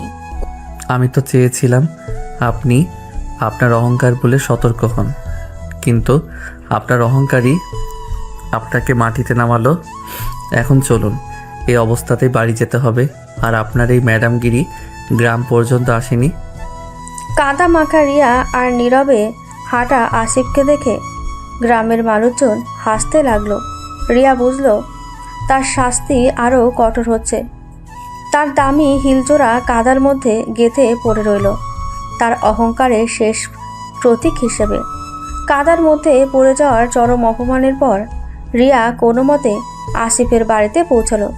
বাড়ি বলতে মাটির দেওয়াল আর টিনের ছাদের একটি ছোট্ট ঘর। আধুনিক শৌচাগার নেই, এমনকি বিশুদ্ধ পানীয় জলেরও অভাব। প্রথম রাতটা ছিল রিয়ার জন্য বিভীষিকাময়। ঘরে একটা কেরোসিনের বাতি জ্বালিয়ে। এটাই আলো? শহরে তো এসি ছাড়া ঘুমাতেন না, এখানে শুধু একটা হাত পাখা আছে। গরমে রিয়া অস্থির হয়ে উঠল। মশা তার সারা শরীরে কামড়াচ্ছিল। তার দামি মশারি তো নেই, একটি পুরনো নেট দিয়ে কোনো মতে ঢাকা। গরম ও মশার কামড়ে ছটফট করতে করতে, উফ, কি অসহ্য গরম আর মশা। মশা আমাকে ছিঁড়ে খাচ্ছে। তুমি এটা সহ্য করো কি করে? অভ্যাসে। আপনি এক কাজ করুন, গায়ে একটা পাতলা চাদর জড়িয়ে নিন। আর মশা মারার ধোঁয়া তো এখানে সবসময় পাওয়া যায় না। আমি এই নরকে থাকবো না। আমার বাবার বাড়িতে এসি, কয়েল, মশা মারার স্প্রে সব ছিল। রিয়া সারা রাত ছটফট করলো। গরমে ঘামে ভিজে গেল। তার বিলাসবহুল ঘুমের অভ্যাস ভেঙে চুরমার হয়ে গেল। পরের দিন সকালে রিয়ার ঘুম ভাঙল প্রকৃতির ডাকে। সে অস্বস্তি নিয়ে আসিফকে জিজ্ঞেস করলো শৌচাগার কোথায়। আমার বাথরুম যেতে হবে। কোথায় সেটা? একটু দূরে একটা বেড়া দেওয়া জায়গা দেখিয়ে। ওই যে ওদিকে। আমাদের বাড়িতে তো আধুনিক বাথরুম নেই। রিয়া স্তম্ভিত হয়ে দেখল সেটা একটি অপরিষ্কার বেড়া দেওয়া কাঁচা শৌচাগার। সেখানে জল নিতে হয় বালতি করে। এটা কি? এই নোংরা জায়গায় আমি যাব? আমি কোনোদিন এসব শৌচাগার ব্যবহার করিনি। এটা আপনার বাবার টাকা দিয়ে কেনা বিলাসবহুল বাথরুম নয়, গ্রামের এটাই বাস্তবতা। অভ্যেস করতে হবে। রিয়া প্রথমে যেতে অস্বীকার করলো, কিন্তু পেটের তাগিদে তাকে বাধ্য হয়ে সে অপরিষ্কার শৌচাগার ব্যবহার করতে হলো। বের হয়ে সে প্রায় কেঁদে ফেলেছিল অপমানে আর ঘৃণায়। শহরের নামি রেস্তোরাঁর খাবার খাওয়া রিয়াকে এখানে খেতে হলো সাধারণ শাক ভাত। রান্নার জন্য জল আনতে হলো অনেক দূর থেকে। খাবার দেখে, এটা কি? এটা খাওয়া যায়? আমি এ খাবার খাই না। আর জল কোথায়? জলের বোতল কোথায়? জল এই পুকুর থেকে আনতে হয়, ফুটিয়ে পান করতে হয়। বাড়িতে কুয়া আছে, কিন্তু অনেক গভীর। আর খাবার, এটা এখানকার খাবার। খেতে না পারলে না খান। এখানে দামি রেস্টুরেন্টে। রিয়ার ক্ষুধা পেল, কিন্তু সেই খাবার সে মুখে দিতে পারল না। রাতে তার পেটে জ্বালা শুরু হলো। তার সব বিলাসিতা, তার সব অহংকার এখন তার জীবনের সবচেয়ে বড় বাধা হয়ে দাঁড়ায়। সে বুঝতে পারল এই গ্রামে তার ম্যাডামগিরি চলবে না। জীবন এখানে অনেক কঠিন, অনেক কঠোর। গ্রামের রিয়ার জীবন দুর্বিষহ হলেও সে তার অভ্যাস ছাড়তে পারছিল না। খাবার, জল, শৌচাগার সব কিছুতে সে তার বিরক্তি প্রকাশ করত। গ্রামের সরল মানুষগুলোর সাথেও সে খারাপ ব্যবহার শুরু করলো। এক দুপুরে আসিফ যখন তার জন্য সামান্য দোকানটি গোছাতে বাইরে গিয়েছিল, তখন রিয়া তাদের বাড়ির কুয়া থেকে বালতিতে জল তোলার চেষ্টা করছিল। রিয়া তো কোনোদিন এই কাজ করেনি। এ বালতি কুয়ার ভেতরে পড়ে গেল। বিরক্তিতে পা ঠুকতে ঠুকতে, উফ, কোথাকার অপদার্থ কুয়া এটা! এখন আমি কি করব? পাশের বাড়ির একজন বয়স্ক মহিলা, যার নাম শশী মাসি, তিনি রিয়ার চিৎকার শুনে এগিয়ে এলেন। শশী মাসি খুবই দরিদ্র, কিন্তু হৃদয় দিয়ে তিনি গ্রামের ধনী দরিদ্র নির্বিশেষে সকলকেই ভালোবাসেন। কি হয়েছে বৌমা, তোমার আলতি পড়ে গেছে বুঝি? দাঁড়াও, আমি তুলে দিচ্ছি। আপনি কেন? আপনি তো নোংরা, আপনি ধরবেন না, আমি আসিফকে দিয়ে পরে করব। যান এখান থেকে। শশী মাসির চোখে সামান্য জল এলো, তিনি রিয়াকে কিছু বললেন না। তিনি হাসি মুখে তার কোমরে জড়ানো দড়িটা টেনে কুয়ার ভেতরে ফেলে দিলেন আর দক্ষতার সাথে মুহূর্তের মধ্যেই বালতিটা তুলে আনলেন। বালতিটা এগিয়ে দিয়ে, নাও বৌমা, প্রথম প্রথম অসুবিধা হবে, আস্তে আস্তে সব ঠিক হয়ে যাবে। তুমি তো শহরের মেয়ে, তোমার কষ্ট হচ্ছে। তুমি যদি কিছু না পারো আমাকে বলবে, আমি আছি তোমার পাশে। রিয়ার কঠোর ব্যবহার সত্ত্বেও শশী মাসির এই আন্তরিক ব্যবহার রিয়াকে অবাক করলো। সে কিছু বলতে পারল না। অন্য একদিন রিয়া দুপুরে একা রান্না করতে গিয়ে হাতে ফোসকা ফেলে দিল। যন্ত্রণায় সে কাঁদতে শুরু করলো। তখন পাশের বাড়ির একটি কিশোরী মেয়ে, যার নাম মিনা, ছুটে এলো। ভাবি, কি হয়েছে? হাত পুড়ে গেছে? কেন এসেছিস তুই? দূর হ, তোর মতো ছোট লোকের স্পর্শ আমার লাগবে না। মিনা একটুও না কেঁদে ঘর থেকে দ্রুত ঠান্ডা জল আর কাঁচা হলুদ নিয়ে এলো। সে জোর করে রিয়ার হাতে হলুদের প্রলেপ লাগিয়ে দিল। এই নাও, হলুদ দিলে জ্বালা কমে যাবে। তুমি রাগ করছো কেন? আমরা তো তোমার ক্ষতি চাই না। তুমি একা একা রান্না করতে পারো না, বলনি কেন? মিনার এই সেবা এবং ভালোবাসা দেখে রিয়া নিজেকে আরও বেশি অপরাধী মনে করল। গ্রামের এই মানুষগুলো, যাদের সে ছোট লোক বলে ঘৃণা করত, আজ তারা তার চরম খারাপ ব্যবহারও ভালোবাসায় ফিরিয়ে দিচ্ছে। সন্ধ্যার পর আসিফ দোকান থেকে ফিরলে রিয়া লক্ষ্য করল গ্রামের অনেকেই তাদের বাড়িতে কিছু সবজি, ডিম বা ফল দিয়ে যাচ্ছে। আসিফকে ফিসফিস করে, এরা কারা? এরা কেন দিচ্ছে এসব? এরা গ্রামের মানুষ। আমি ছোট দোকানটা শুরু করেছি তো, তাই আশীর্বাদ করছি। আর আমি ওদের বাড়িতে কাজ করতাম, তাই ওরা ভালোবাসে। কিন্তু আমি তো এদের সাথে খুব বাজে ব্যবহার করেছি। এরা আপনার মতো নয়। এদের কাছে টাকা বা অহংকার বড় নয়, সম্পর্ক আর মানবতা বড়। এদের মনে কোনো বিদ্বেষ নেই। আপনার বাবার অহংকার আপনাকে যতটা কষ্ট দিয়েছে, এদের সরলতা ততটাই শান্তি এনে দিতে পারে। রিয়া এবার চুপ করে গেল। গ্রামের মানুষের এই নিঃস্বার্থ ভালোবাসা তার কঠিন হৃদয়ের বরফ গলাতে শুরু করলো। সে বুঝতে পারল ছোট লোক সে নয়, বরং তার অহংকারিতাকে ছোট করে রেখেছিল। গ্রামে এসে আসিফ তার নতুন জীবন শুরু করলো। রায়হান সাহেব যে সামান্য দোকানটি করে দিয়েছিলেন, তাতে বিশেষ আয় হচ্ছিল না। কিন্তু রিয়াকে তো সাধারণ শাক ভাত ছাড়া ভালো কিছু দেওয়া যাচ্ছিল না। রিয়া তখনও পুরোপুরি মানিয়ে নিতে পারেনি। রিয়া যতই অহংকার করুক, ও তো অভ্যস্ত নয় এই কষ্টে।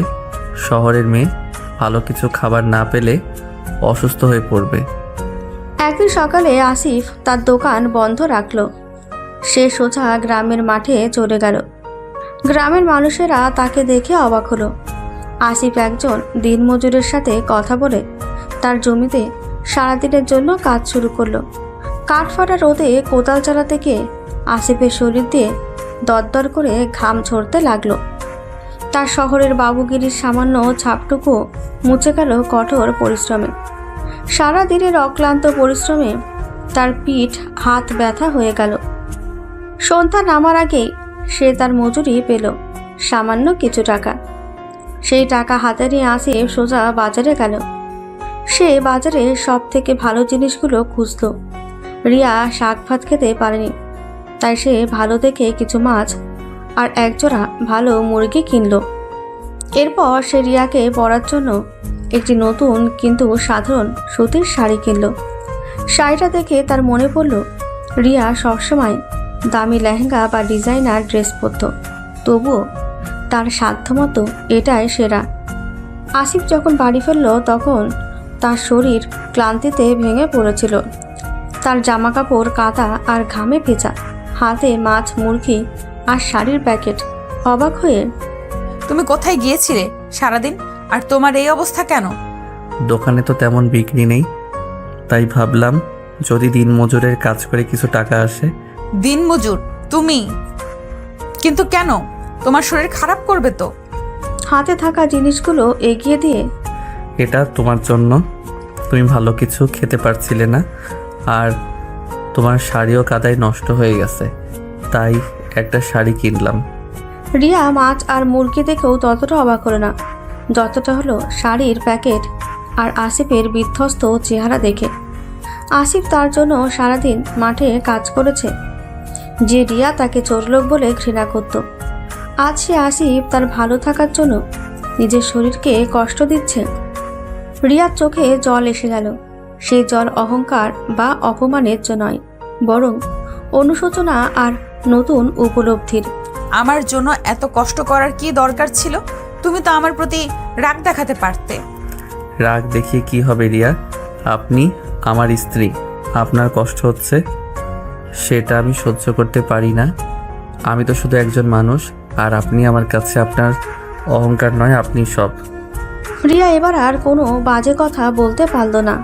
সে নিচু হয়ে আসিফের হাত থেকে জিনিসগুলো নিল। তার মনে হলো আসিফের ঘামে ভেজা শরীর আর কাদামাখা পোশাকের ভেতরেই যেন সত্যিকারের মানবতা লুকিয়ে আছে।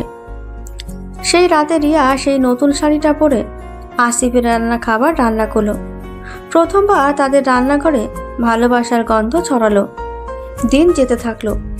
রিয়া দেখলো আসিফ প্রতিদিন তার জন্য অক্লান্ত পরিশ্রম করছে, কখনো দোকানে কখনো মাঠে দিনমজুরের কাজ করে।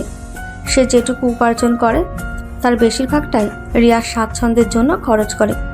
রিয়াকে ভালো খাবার এনে দেওয়া, ঘরের খুঁটিনাটি জিনিস ঠিক করা, সবই করত সে হাসি মুখে, কোনো অভিযোগ ছাড়াই।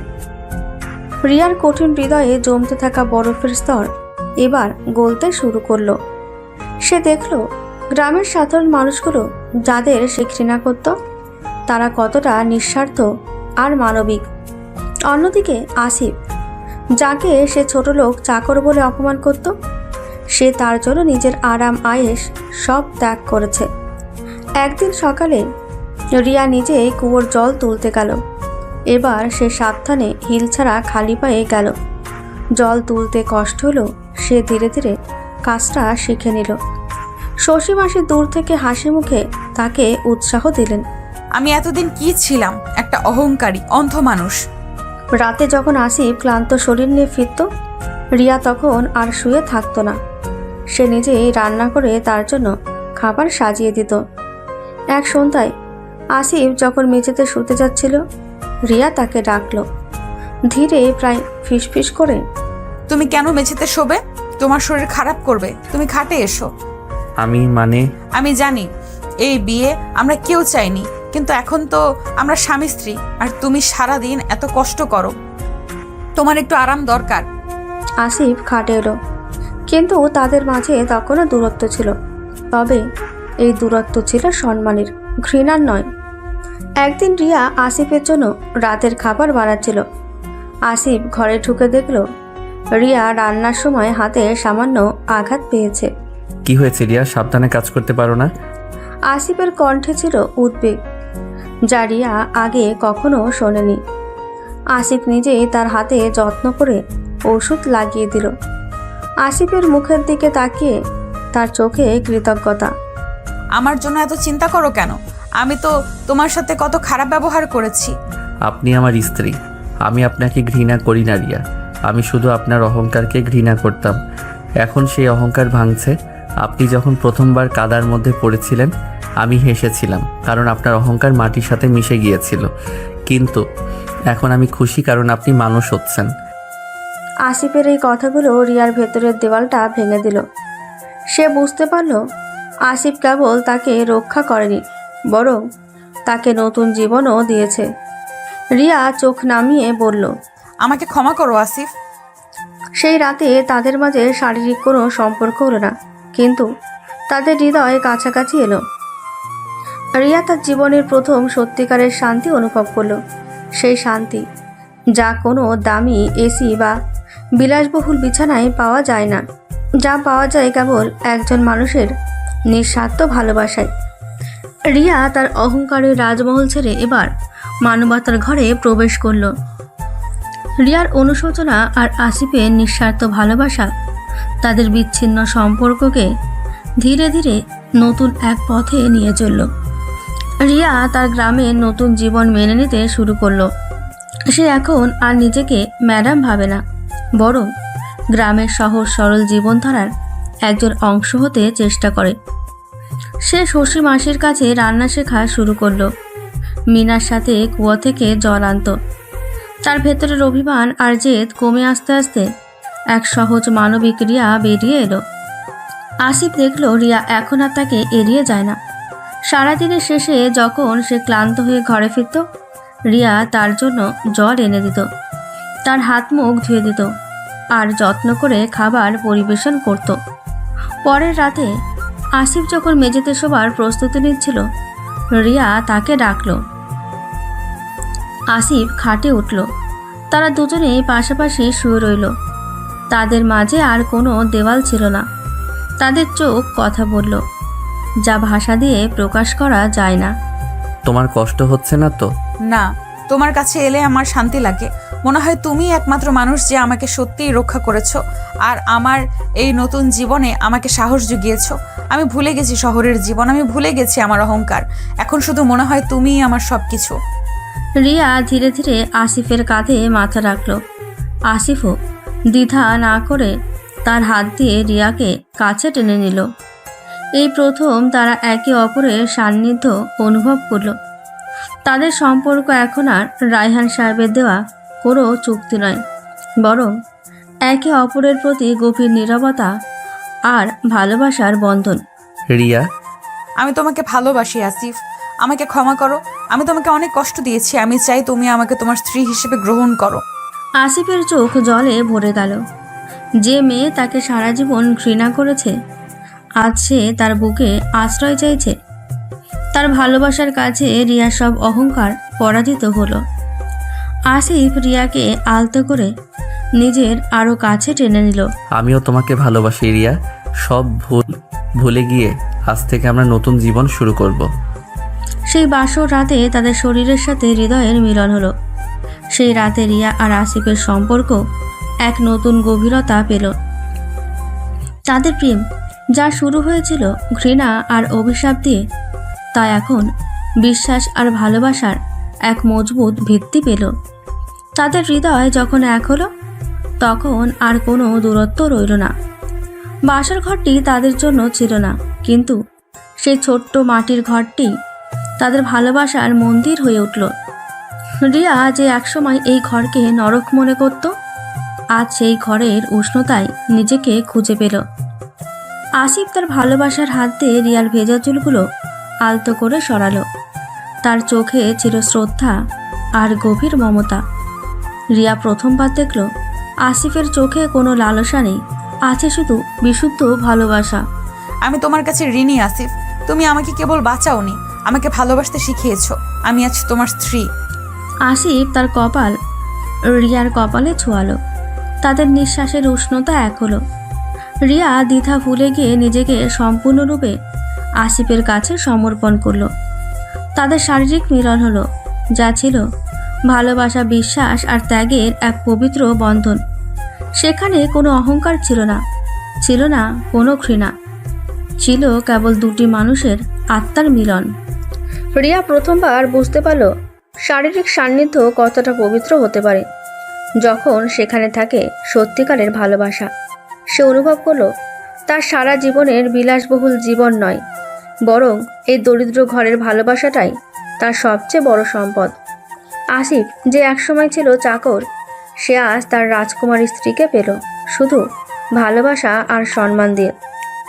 সকালের আলো যখন মাটির ঘরের জানলা দিয়ে ভেতরে এলো, রিয়া তখনও আসিফের বুকে মাথা রেখে শুয়েছিল। তার মুখে ছিল এক গভীর শান্তি। সেই রাতে তাদের সম্পর্ক পূর্ণতা পেল, আর তাদের নতুন জীবন শুরু হলো এক মজবুত ভালোবাসার ভিত্তিতে। বাসর রাতের পর সকালে রিয়া যখন আসিফের বুকে জেগে উঠল, তখন তার মুখে ছিল এক গভীর পরিতৃপ্তি আর ভালোবাসা। আসিফ তখনও ঘুমিয়েছিল। রিয়া আলতো করে আসিফের কপালে চুমু খেল। শুভ সকাল আমার জীবন। আসিফ চোখ খুলল। তার চোখে তখন ভোরের আলো। সে রিয়াকে দেখল। তার চোখে আর সেই অহংকার নেই, আছে শুধু স্নিগ্ধতা। শুভ সকালে রিয়া, এখন আমার সকালটা সত্যি শুভ। তুমি কি করে পারলে আসিফ? আমি তোমাকে এত অপমান করলাম, এত ঘৃণা করলাম, আর তুমি শুধু আমাকে ভালোবেসেই গেলে। তোমার ভিতরের মানুষটাকে আমি প্রথম থেকেই দেখতে পেয়েছিলাম রিয়া। তোমার অহংকারটা ছিল একটা মুখোশ। আমি জানতাম একদিন এই মুখোশটা ভাঙবেই। আমি তো শুধু অপেক্ষা করেছিলাম। আর শোনো, কি? আমার কাছে তোমার ওই রাজমহলের এসি ঘর, দামি গাড়ি আর গয়না কিছুই ছিল না। আমার কাছে ছিল শুধু এই মাটি আর এই ভালোবাসা। তুমি সেই রাজমহল ছেড়ে এই মাটির ঘরে আসতে পেরেছো, এটাই আমার সবচেয়ে বড় পাওয়া। আমার বাবা ঠিকই করেছিলেন আমাকে এই পৃথিবীতে এনে, এই মানুষের কাছে এনে। তিনি আমাকে বাঁচালেন। তুমি আমার আসল রাজপুত্র আসিফ। আলতো করে রিয়ার চিবুক তুলে ধরে, তুমি আমার রানী, যে রানী অহংকারকে ত্যাগ করে ভালোবাসা বেছে নিয়েছে। আর শোনো, এখন থেকে আর কোনো কষ্ট বা চিন্তা নয়। তুমি আমার পাশে থাকলে আমি এই গ্রামে আরেকটা নতুন রাজত্ব গড়ব, যেখানে তুমি রাজা আর আমি তোমার একমাত্র দাসী, শুধু ভালোবাসার দাসী। না রানী, তুমি হবে আমার হৃদয় রানী। চল, আজ থেকে আমরা এই মাটির ঘরটাকে ভালোবাসার স্বর্গ বানাই। রিয়া আর আসিফ একে অপরের চোখে নতুন জীবনের অঙ্গীকার দেখল। তাদের ভালোবাসা আর বিশ্বাসের বাঁধন এখন জীবনের সব বাধা পার করার জন্য যথেষ্ট। তাদের ভালোবাসার পর রিয়া আর আসিফের জীবনে এক নতুন ছন্দ এলো। রিয়া এখন আর ঘরে বসে থাকে না, সে পুরোপুরি বদলে গেছে। সে বুঝতে পেরেছে তার স্বামীর পরিশ্রমের মূল্য কতটা। তুমি এত কষ্ট করে মাঠে কাজ করো আর আমি শুধু ঘরে বসে থাকবো? না, তা হবে না। আমি তোমার দোকানটা সামলাবো। তুমি দোকান সামলাবে? তুমি তো কোনোদিন কোনো কাজ করনি। আমি শিখবো। আমি তখন তোমার স্ত্রী, তোমার সঙ্গী।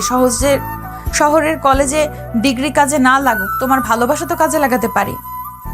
এরপর থেকে শুরু হলো রিয়া ও আসিফের নতুন সংগ্রাম। আসিফ সকালে মাঠে দিনমজুরের কাজ করতে যেত, কারণ দোকানের সামান্য আয়ে সংসার চালানো কঠিন ছিল। আর রিয়া তার স্বামীর সেই ছোট্ট দোকানটি সামলাতে লাগলো। প্রথম দিকে রিয়াকে অনেক ঝামেলা পোয়াতে হলো।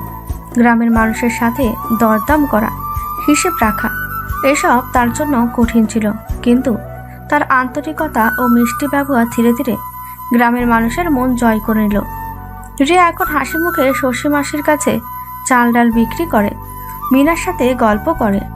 তার দোকানে এখন ভিড় লেগেই থাকে।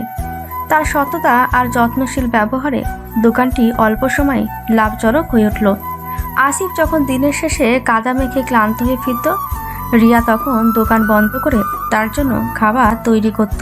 তুমি দোকানটা না সামলালে কি হতো? আমার কষ্ট কমেছে আর আয়ও বেড়েছে। তুমি চিন্তা করো না, আর তোমার এত কষ্ট করে মাঠে যেতে হবে না। এবার শুধু দোকানেই মন দাও, আমি তোমার পাশে আছি। প্রায় বছর খানেক পর একদিন দুপুরে গ্রামের কাঁচা রাস্তায় একটা দামি গাড়ি এসে থামল। গাড়ি থেকে নামলেন রায়হান সাহেব। তিনি নিঃশব্দে রিয়া ও আসিফের বাড়ির দিকে এগিয়ে গেলেন।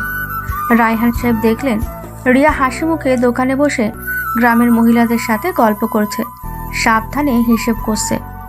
তার পরনে দামি পোশাক নেই, সাধারণ শাড়ি, পায়ে হিল নেই, স্লিপার। কিন্তু তার মুখে যে উজ্জ্বলতা, তা আগে কখনো ছিল না।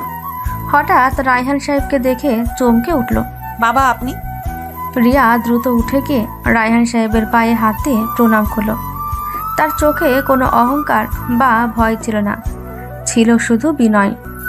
রিয়া, তোকে দেখে চিনতে পারছি না। সাহেব? আসিফের পিঠ চাপড়ে, আর সাহেব নয় জামাই, তুমি আমার মেয়েকে শুধু বাঁচাওনি, তুমি তাকে জীবন দিয়েছো।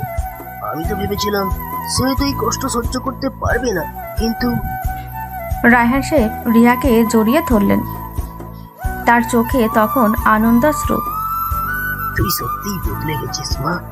তোর চোখ দেখে আমি বুঝতে পারছি তোর ভেতরের অহংকারটা আজ পুরোপুরি মরে গেছে। তুই একজন প্রকৃত মানুষ হয়েছিস মারে, প্রকৃত মানুষ। তোর হাসিতে আজ যে শান্তি, তা আমার টাকা দিয়ে কেনা যায় না। আপনার জন্যই আজ আমার নতুন জীবন বাবা। আপনি যেদিন আমাকে শাস্তি না দিলে, আমি বুঝতেই পারতাম না ভালোবাসা আর মানবতা কি জিনিস। রায়হান সাহেব দেখলেন আসিফ আর রিয়া এখন সত্যিকারের সুখী দম্পতি। তিনি বুঝতে পারলেন তার মেয়েকে সঠিক শিক্ষা দিতে গিয়ে তিনি হয়তো কষ্ট দিয়েছেন, কিন্তু বিনিময়ে তারা পেয়েছে সত্যিকারের ভালোবাসা আর মূল্যবোধ। রায়হান সাহেব সানন্দে ঘোষণা করলেন এবার তারা যখন খুশি শহরে ফিরতে পারে। তবে রিয়া আর হাসিফ হাসি মুখে জানালো তাদের রাজত্ব এখন এই গ্রামে।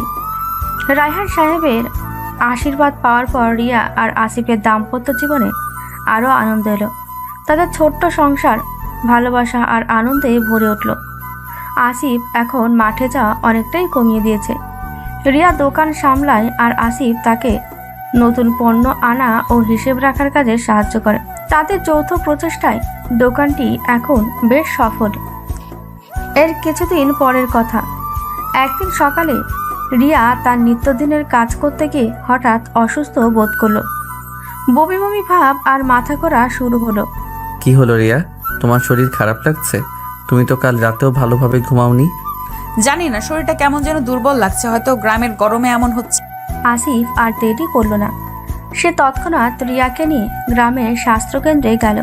সেখানকার ডাক্তার একজন প্রবীণ মহিলা রিয়াকে পরীক্ষা করলেন। পরীক্ষা শেষে তিনি হাসি মুখে আসিফকে জানালেন এক দারুণ সুখবর।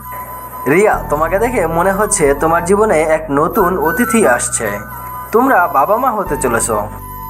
রিয়া আর আসিফ দুজনেই প্রথমে হতবাক হয়ে গেল, তারপর তাদের চোখে মুখে নেমে এলো আনন্দের বন্যা। তাদের ভালোবাসার ফসল, তাদের কঠিন জীবনের লড়াইয়ের পর এই সুখবর যেন স্বর্গের আশীর্বাদ। আনন্দে রিয়াকে জড়িয়ে ধরে, রিয়া, তুমি মা হতে চলেছ। আমার জীবনের সেরা খবর এটা। আসিফ, আমি বিশ্বাস করতে পারছি না, আমাদের সন্তান। গ্রামের সেই ছোট্ট বাড়িতে মুহূর্তেই আনন্দের ঢেউ লাগলো। শশী মাসি এবং মিনা খবরটা শুনে ছুটে এলেন।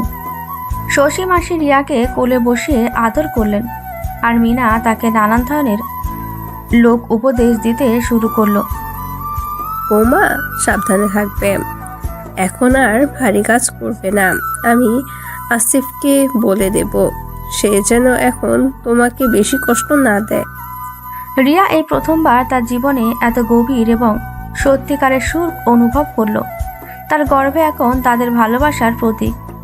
যে রিয়া একদিন তার গর্ভের সন্তানের বাবাকে ছোটলোক বলে ঘৃণা করত, আজ সেই রিয়া গর্বিতভাবে সেই স্বামীর সন্তানের জননী হতে চলেছে। সন্ধ্যায় আসিফ রায়হান সাহেবকে ফোন করে খবরটা জানাতেই রায়হান সাহেব আনন্দে কেঁদে ফেললেন। তিনি তৎক্ষণাৎ তাদের কাছে আসার জন্য রওনা হলেন। এবার আর শাস্তি দিতে নয়, তার মেয়ে আর জামাইকে অভিনন্দন জানাতে। তাদের ভালোবাসার রাজত্ব এখন পূর্ণতার পথে। রিয়া অন্তঃসত্ত্বা হওয়ার খবরটা তাদের জীবনে এক নতুন দিগন্ত খুলে দিল। রায়হান সাহেব তড়িঘড়ি গ্রামে এলেন। তার চোখে এখন শুধু আনন্দ আর গর্ব। তিনি রিয়াকে শহরে ফিরিয়ে নিয়ে যেতে চাইলেন উন্নত চিকিৎসার জন্য, কিন্তু রিয়া রাজি হলো না। বাবার হাত ধরে, বাবা, আমি এখানে ভালো আছি। এখানে সবাই আমাকে এত ভালোবাসে, এত যত্ন করে, যা শহরে কোনো দামি হাসপাতালেও পেতাম না। আমার সন্তান এই মাটির গন্ধেই বড় হবে। রায়হান সাহেব তার মেয়ের কথায় মাথা নত করলেন। তিনি বুঝলেন তার মেয়ে এখন সত্যিই সুখী। তিনি গ্রামে কিছু টাকা দান করলেন, আসিফের দোকানটিকে আরও বড় করে দিলেন, আর রিয়াও অনাগত সন্তানের জন্য সব ধরনের সুবিধা নিশ্চিত করলেন। সন্ধ্যার পর রিয়াকে জড়িয়ে ধরে, তুমি আজ আমার জন্য এত কিছু ত্যাগ করলে আমি তোমাকে ভালোবাসার প্রতিদান দিতে পারবো না। তুমি তো আমাকে সব দিয়েছো আসিফ। তুমি আমাকে অহংকারের দাসী থেকে ভালোবাসার রানী বানিয়েছো। আমাদের এই সন্তান হবে আমাদের ভালোবাসার প্রতীক। এর কোনো রাজমহল লাগবে না, এর বাবা আর মায়ের ভালোবাসাই হবে এর রাজত্ব। দেখতে দেখতে 9 মাস কেটে গেল। রিয়া গ্রামের মানুষদের আদরে আর যত্নে হাসি খুশি রইল। আসিফ এই সময়টাতে এক মুহূর্তের জন্য তাকে চোখের আড়াল করেনি। তার চোখে সবসময় ছিল রিয়া আর অনাগত সন্তানের প্রতি গভীর যত্ন। একদিন রাতে রিয়ার প্রসব বেদনা শুরু হলো। গ্রামের শশীমাস এবং অন্যান্য মহিলারা ছুটে এলেন। স্বাস্থ্যকেন্দ্রের ডাক্তাররাও এলেন। কঠিন প্রসব যন্ত্রণার পর রিয়া জন্ম দিল এক ফুটফুটে পুত্র সন্তানের। নবজাতকের কান্না যখন সে ছোট্ট মাটির ঘরে প্রতিধ্বনিত হলো, তখন আসিফের চোখ জলে ভরে গেল। সে তার সদ্যজাত সন্তানকে হাতে তুলে নিল। তার চোখে ছিল এক অপার্থিব তৃপ্তি। রিয়া তখন হাসি মুখে তার স্বামীর দিকে তাকালো। রিয়ার কপালে চুমু দিয়ে পারবো না। ধন্যবাদ রিয়া, সব কিছুর জন্য ধন্যবাদ। এ তো আমাদের ভালোবাসার জয় আসিফ। রায়হান সাহেব যখন গ্রামে এসে তার নাতিকে দেখলেন তখন তিনি আবেগাপ্লুত হয়ে পড়লেন। তিনি তার জামাই আর মেয়েকে নিয়ে গর্বিত হলেন। রিয়া আর আসিফ সিদ্ধান্ত নিল তাদের সন্তানের নাম হবে অর্ণব, যার অর্থ সমুদ্র। যেন তার জীবনটা হয় ভালোবাসার মতো বিশাল আর গভীর। যে কাহিনী শুরু হয়েছিল তীব্র ঘৃণা, অহংকার আর অভিশাপ দিয়ে, সেই কাহিনী শেষ হলো নিঃস্বার্থ ভালোবাসা, ত্যাগ আর মানবতা দিয়ে।